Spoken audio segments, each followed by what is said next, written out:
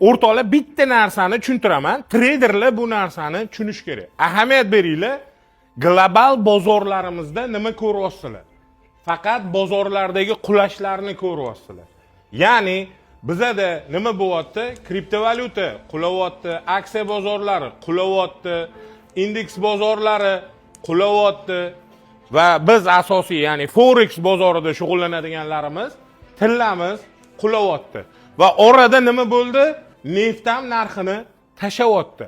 Lekin geosiyosiy vaziyatga qaraydigan bo'lsak, Eron, Amerika va Isroil o'rtasidagi urush davom etyapti. Va nima sababdan ziddiyat bo'lib turganda narxlarda tushish ko'ryapmiz. Buni asosiy sababi o'rtoqlar, Amerikani 40 trillion dollar qarzi. 40 trillion dollar qarzi bor hozirgi kunda Amerikani. Amerika hozir bozorlarda sun'iy narx tushirish bilan har xil geosiyosiy va siyosiy holatlarni keltirib chiqaryapti. Undan tashqari Amerikada sun'iy iqtisodiy o'sish darajalarini ko'rsatib, mana bu hamma javharlarning narxini tushiryapti. Maqsad 40 trillion dollarni narxlar juda keskin tushgan zonalarda sotib olib, narxni yana qayta sun'iy ravishda ko'tarish. Narx ko'tarilgandan keyin Amerika nima qiladi?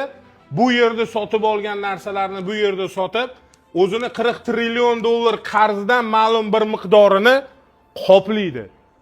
Va agar siz trading bilan shug'ullanayotgan bo'lsangiz, geosiyosiy, siyosiy, iqtisodiy va makroiqtisodiy holatlarga ahamiyat beringlar va uni ichidagi yashirin o'yinlarni tushunishga harakat qilinglar.